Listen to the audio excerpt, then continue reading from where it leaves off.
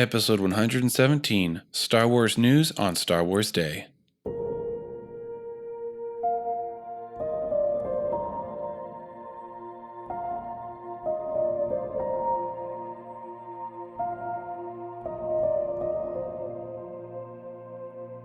Hey, this is Daniel. Thanks for listening to the Visionary Variety Podcast. In this week's episode, it's going to be just me, and I'm going to be talking about all the awesome news concerning Star Wars movies, shows, and what's coming up in the Star Wars world. So if you love everything Star Wars, you're listening to the Ride Podcast. Well, put on your seatbelts and let's engage the hyperdrive.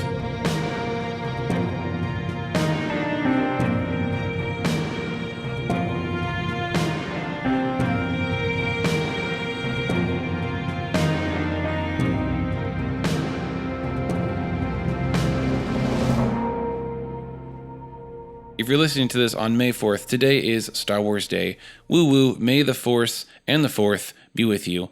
So I just wanted to cover all the news thus far as I know, concerning Star Wars. Let's get started with The Mandalorian. So Season 2 will be airing this year in October 2020, and Ahsoka is going to be in the show. Much excite. Anyone who's watched the Clone Wars loves Ahsoka. She's such a cool character, and we just really can't wait to see her in live action.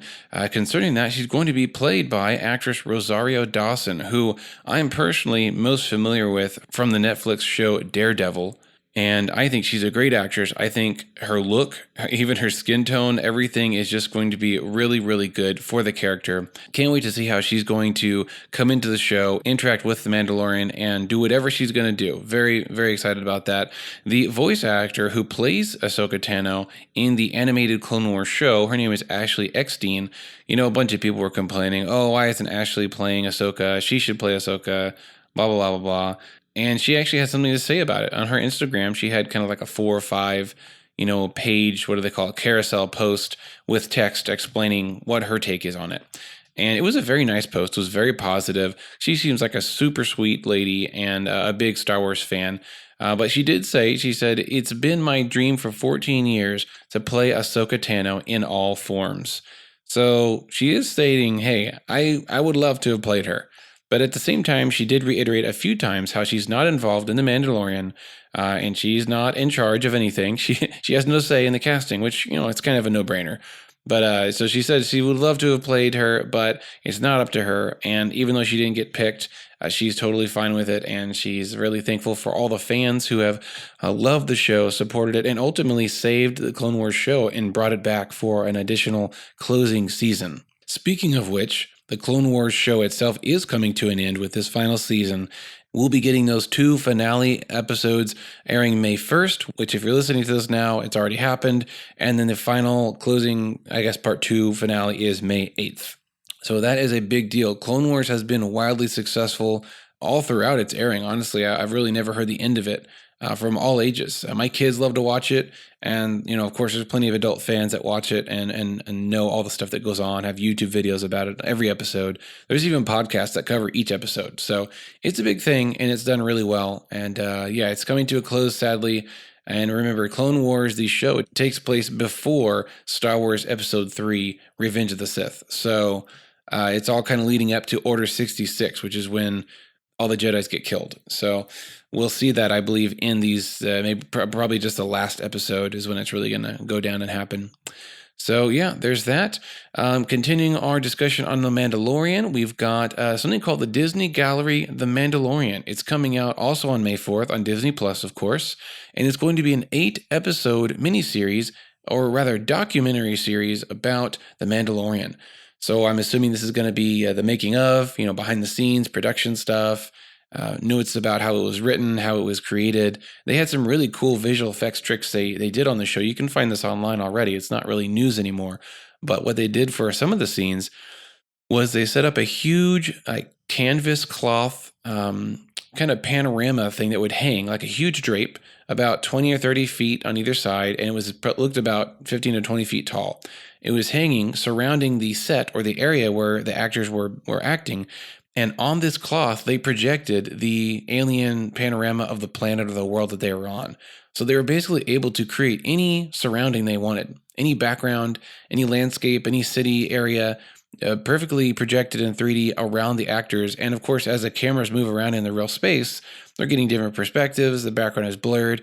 It just looks real. And I think it's genius. It's a great mix of practical effects and VFX to get a really good outcome. And I mean, if you've watched The Mandalorian, you know it's watertight. It looks amazing. So whatever they did it right. So I'm sure that'll be just one of the many amazing things that we're going to see on the Mandalorian documentary. Again, coming out on May 4th. Also coming out on May 4th is The Rise of Skywalker on Disney Plus. So yeah, I'll be able to watch all 9 movies on Disney Plus, and that's exciting. I'm looking forward to watching it for a third time. Yeah, it'll be a third time for me, and a second for my wife. Last thing about The Mandalorian is that pre-production on season 3 has already started, so that's great. We haven't even seen season 2, and season 3 is already in the works, so that's a good sign as far as the success of The Mandalorian, the money, the funding, and fingers crossed the quality is going to go nowhere but up, and the writing and everything is going to be amazing. I can't wait to see where we're going to go in season 2. Looks like a big adventure is about to unroll with finding the child's home planet. And Cara Dune's coming back in there. Of course, now we got Ahsoka. We've got the Darksaber. It's a lot's going on. So we shall see. And you better believe you're going to hear a lot about it on this podcast. All right, enough of Mandalorian. Let's move on. I feel like I should have like some shuffling papers here, like on a news show or something. Shuffle, shuffle, shuffle, shuffle. There's going to be an all-female led Star Wars show coming to Disney Plus. And we don't have a date yet. I don't know if there's even a year for this to be released, probably in pre-production or earlier. The showrunner for this show is going to be Leslie Headland, and that's cool. We got a woman running this show, a female-led TV show for Star Wars. We don't have any details about the story or the specifics on the time, but they have said very so vaguely that it's going to be taking place in a different time than the other franchise stories. Super vague. We don't know if that's past, future, how far into the past or how far in the future. We don't know. The article about this on Deadline.com was really weird. It said, I quote, alternate timeline from the usual Star Wars universe, end quote. Now, I kind of feel like the person who wrote this article probably doesn't realize what alternate timeline actually means in the context of a sci-fi show. That kind of has some big implications that would really, really shake up the Star Wars world if we were introduced to multiple timelines and alternate timelines. Yeah, I don't think that's going to go over very well. If that is the case, I don't think it is. I think they really just should have said an alternate time from the usual Star Wars universe. We'll see. Here's some kind of dirt gossip stuff that is here, near, nor there. But Leslie Headland was the assistant previously of Weinstein, who is, of course, accused of multiple sexual misconducts and harassment and a bunch of other gross, creepy stuff. So yeah, she was under him. That doesn't really implicate her or make her a bad woman, but she did delete a whole bunch of tweets on her Twitter account, like instantly when she got hired by Disney to do this TV show. So I don't know what those tweets were, but there's numerous sources on this that there was hundreds of tweets that she deleted like ASAP when she got hired. And we all remember what happened with James Gunn, right? He got hired to do Guardians of the Galaxy 2 and then 3, and people started digging in his Twitter and found a bunch of really inappropriate, terrible posts about kids and sexual stuff and creepy, like off-color jokes that were just not okay. And, they fired him, and then they said, oh, well, we'll bring you back and we'll put you under these rules and whatever. I don't know. I'm not saying I understand this, and I really don't even like bringing up gossip, but it's out there. So just a heads up, that's what all that is all about. And that's it for that show. We don't know much yet, but I'm sure in future months we'll get a little bit more about casting and story and things like that. But yeah, there's a lot of girl power in Star Wars. I think that's a good thing. It's definitely been out of balance for a few decades. Been definitely a bro-led story with guys everywhere. And we're getting some girls back in the story. I mean, starting in Force Awakens, we had girls everywhere, which is great. Leia, Rey, Rose, Hondo, and that's a good thing to me. It's good to have balance. I don't know if a full female-led show is going a little overkill on that. Maybe kicking a dead horse. I don't know. We'll see what role the men play in that show. That'll be interesting. And yeah, more on that as we get more information. All right, shuffling papers, shuffle, shuffle, shuffle, shuffle, shuffle. Next is, I recently started listening to the Dark Apprentice novel by Christie Golden. This is, of course, a Star Wars novel. It takes place sometime during the Clone Wars era, from what I've gathered, because they mention Anakin, but he's not Vader yet. So I don't know, sometime around Star Wars Episode 2, the Attack of the Clones in that time era, and it's really cool. It basically follows Quinlan Vos teaming up with Asajj Ventress, which is a really cool duo, and all the things that go on, and their dark plan to assassinate somebody. I won't tell you who, because I want you to go get the book. I got it for free from my library using the Overdrive app. I just checked it out. I got it, and I'm listening to it, and I'm really enjoying it. I'm probably 2 or 3 hours into it. Christy Golden, you may recognize that name if you're into Star Wars novels. She wrote the Inferno Squad 2, or the Battlefront 2 Inferno Squad book, and that was a great book. I listened to that a few months ago, and man, it was solid. It was really cool. And then she also wrote or was involved with the Fate of the Jedi series, which I think is a non-canon series now, but it has to do with what happens after Star Wars Episode 6, and there's like a hidden tribe of Sith that are found, and lots of crazy stuff. Luke's got a kid, everyone's got kids, and different universe than the canon world. But yeah, Fate of the Jedi, I think it's just 13 books, and they're pretty great. So that's what Christy Golden has written recently. Another book on my currently reading list is The Last Jedi Expanded Edition by Jason Fry. So I also got this audiobook for free from the Overdrive app using my library login. If you don't know about that, do it. Write me. Find the previous episodes about audiobooks because I explain it in more in depth. It's awesome. Free audiobooks are the best. So in this book, I wanted to read it because I really am looking forward to listening to the Rise of Skywalker audiobook. But there's a really long wait because when you check things out on the library app, it's just like when you're at the library, you got to wait for it. There's only a few copies that go around. So I said to myself, you know what? While I'm waiting for this Rise of Skywalker book, at least I can listen to The Last Jedi. That movie gets a lot of hate. I like it. I also don't like certain things about it. I'm kind of 50-50, maybe more on the liking side. That's just my personality. I like most things, but I wanted to listen to this book, just give it a chance, say, hey, maybe there's things in this book that make the movie better or that explain things better than the movie did. Because books and movies, very different storytelling devices. And I encourage you to read books of movies you've watched and vice versa. It's really fun. So yeah, I listened to it. It was cool. I gave it probably a 4-star. I didn't blow my mind, but it wasn't bad. So I'm gonna say 4-star. I did enjoy it. And I wanted to give a quick little list of some interesting things that I noticed in the book that stood out, either that weren't in the movie or that filled in gaps. So if you don't want spoilers about the book, skip ahead a few minutes and don't listen to this part. But if you're sitting there saying, I'm honestly never going to listen or read to The Last Jedi book, just give it to me. So I'm curious. Then here you go. You're in the right place. The book opens with Luke and his wife, Cammy. That threw me for a loop. I was super confused for about a whole chapter until I realized and looked it up. He's having a dream. He's dreaming about an alternate life, an alternate timeline, if you will, of him never going out into the stars and becoming a Jedi, him never fighting the Empire and taking them down. No, he's married to Cammy, who is actually a real character in A New Hope in a deleted scene. So Jason Fry is really digging deep here and bringing her back in. But yeah, he's dreaming about an alternate life he could have lived of peace and, harmony on Tatooine with his wife, and none of the crazy stuff unfolding that he has to deal with now on the island of Ahch-To.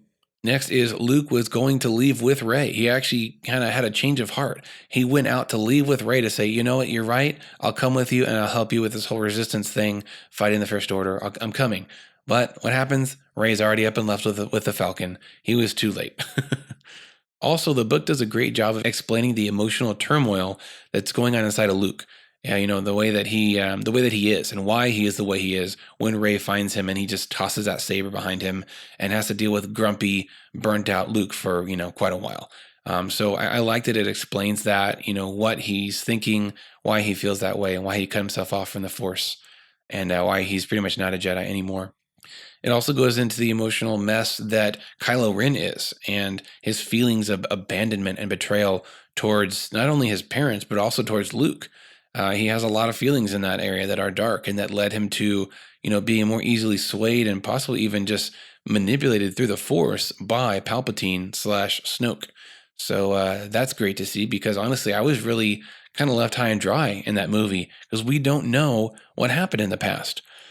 We have no explanation as to how Snoke reached him or trained him or even tempted him to the dark side. And why and how and maybe how fast did Kylo fall? How long did it take? We don't know, although we do know now a little bit more because of the comic book series that came out concerning Kylo. More on that in a minute. So there's that. Luke's third lesson, if you remember, you probably don't because this is a really obscure detail, but in the movie he says, I'm going to teach you 3 lessons. That's all I'm giving you. Well, we don't see that third lesson in the movie. There's actually a deleted scene, and in the book, he brings that deleted scene to life, and it's really cool. Basically, Rey is on Octu with Luke. She notices some boats coming from a distance onto or towards the island. She asks who they are. Luke says, oh, those are the raiders. They're coming to plunder and pillage the caretaker's village like they do every month. They take some of their produce, they take some of their food, just so they know who's in power, and then they leave, and they'll come back in another month. Rey loses her cool and says, I'm going to go stop them right now. And Luke says, no, you can't. That's not what Jedi would do.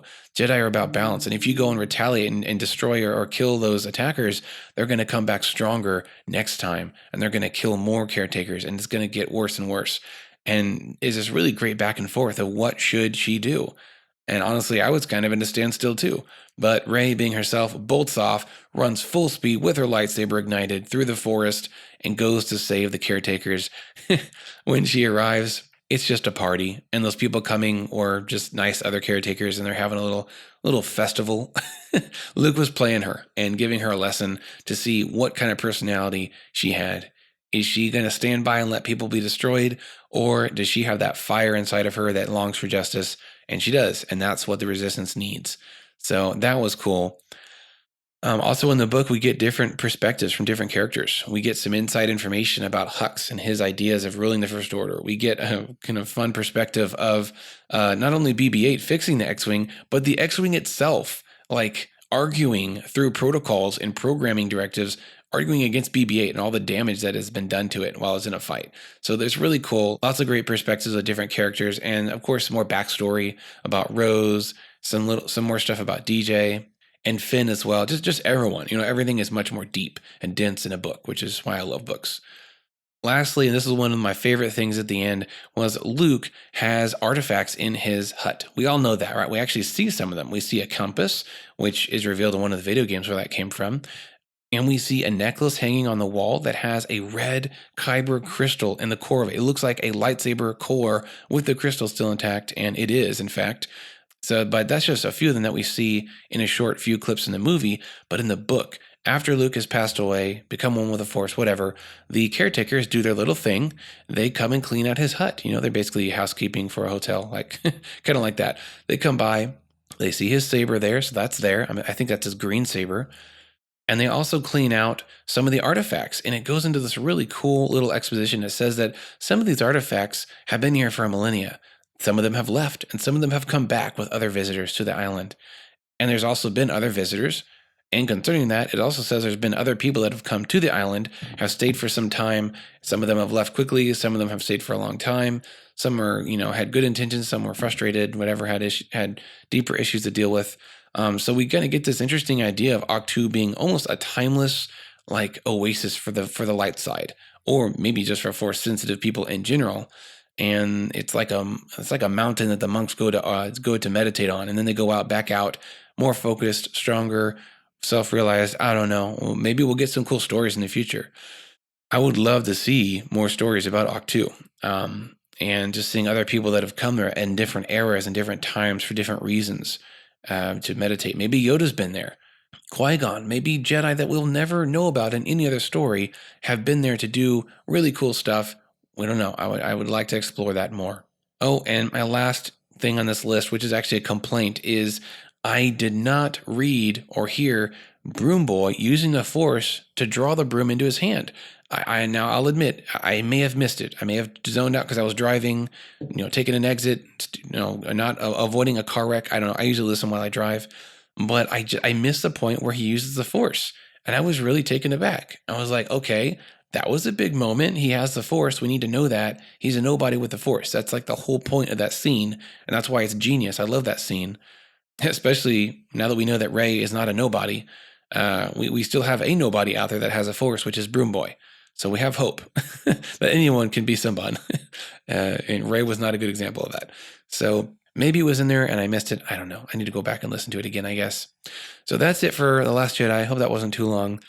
I mentioned Kylo Ren comic books. So it's called Kylo Ren. It's a 4-part canon comic series that shows Ben Skywalker's rise and fall.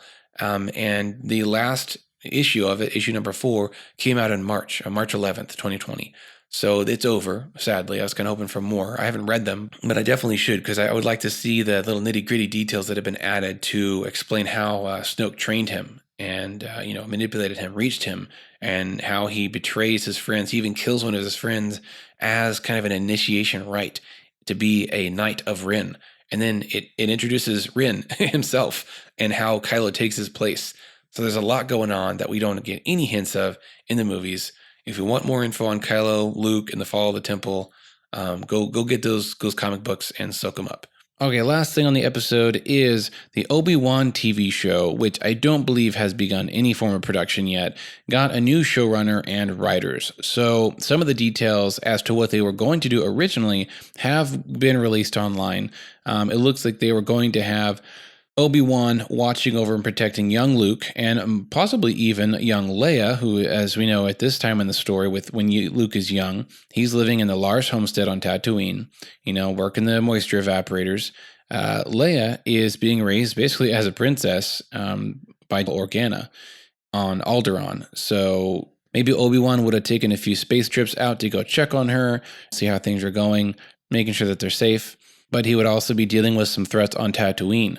So there are reports of casting happening for not only young Luke, but also a character named Sharad Het. And basically this guy is a human who, after being trained as a Jedi Knight, he's exiled and leaves the Republic. He crash lands on Tatooine and integrates himself to the Tusken culture, the Tusken Raiders with those weird spikes that raise them above their head and go up in the mountains of Tatooine. He becomes a Tusken Raider and some kind of warlord. So he would have likely been the villain or one of the threats on Tatooine towards the Lars homestead. And who knows? Maybe Obi-Wan saw some threat of Sharad Het reporting Force-sensitive kid, or maybe figuring out the truth of who Luke is, and that causing some danger for him. That would have been pretty cool to see, but we're not going to get that. We've got new writers, new showrunners, so we're going to see where the direction goes. I mean, it can't really vary too much from that. Obi-Wan is just this mysterious kind of old dude that lives out in the mountains of Tatooine. Mr. and Mrs. Lars knows who he is. They know he's there. They know why, but they can't tell Luke. So we're going to see some form of a Tatooine-based story. Great, right? More desert, just what we need. After 3 trilogies, we're back on the desert planet once again. So hopefully the show actually gets made, and it does a great job. Thankfully, we're going to have Ewan McGregor come back as Obi-Wan. And this is interesting because this part of Obi-Wan's life, it hasn't been directly told, but we know what happens in the future. We know that from, I believe it's the Rebels show, that Darth Maul does come back to Tatooine to get revenge on Obi-Wan, and Obi-Wan finally, once and for all, kills him. And you can find that on YouTube. It's a pretty intense little scene. But yeah, so we're doing a classic George Lucas prequel thing where we're jumping back and we're going to tell the backstory of young Luke and not quite old Obi-Wan. Maybe he's 40, older than Clone Wars, obviously, somewhere in that 40 range, give or take about 5-10 years.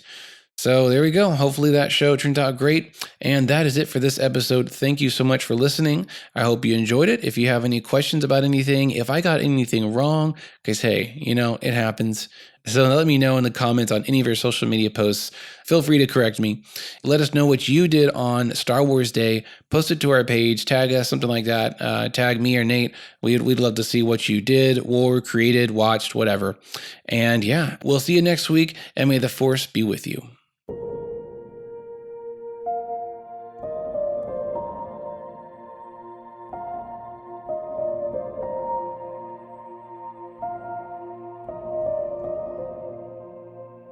If you like this show, be sure to subscribe on your favorite podcast app. You can also find our previous episodes there and listen whenever you want. We love to hear from our listeners, so if you have any comments or suggestions for future episodes, you can reach us at tvvpodcast@gmail.com. Thanks for listening and have a great week.